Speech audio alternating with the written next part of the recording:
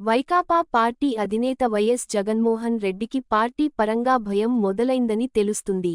ఈయన 2019 ఎన్నికలలో సింగిల్గా పోటీ చేసి ఏకంగా 151 స్థానాలలో విజయం సాధించి ప్రభుత్వాన్ని ఏర్పాటు చేశారు.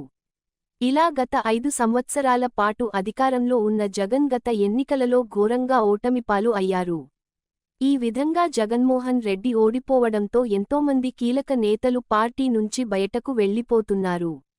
ఈ క్రమంలోనే జగన్మోహన్ రెడ్డిలో ఏదో తెలియని భయం మొదలైందని తెలుస్తోంది. ఇప్పుడప్పుడే కేంద్రంలో కాంగ్రెస్ వచ్చే పరిస్థితులు ఏమాత్రం లేవని స్పష్టమవుతుంది.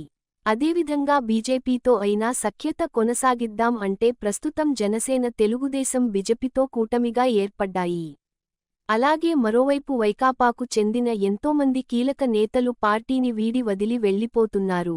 ఇలా వచ్చే ఎన్నికల నాటికి తన పార్టీని బలోపేతం చేసుకోవడం కోసం జగన్ అన్ని విధాలుగా ప్రయత్నాలు చేస్తున్న తనకు మాత్రం సరైన దారి కనిపించలేదని తెలుస్తుంది.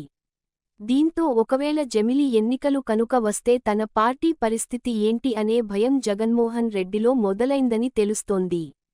జగన్కు ఇప్పుడు బీజేపీ నేరుగా సాయం అందించే పరిస్థితుల్లో మాత్రం లేదు.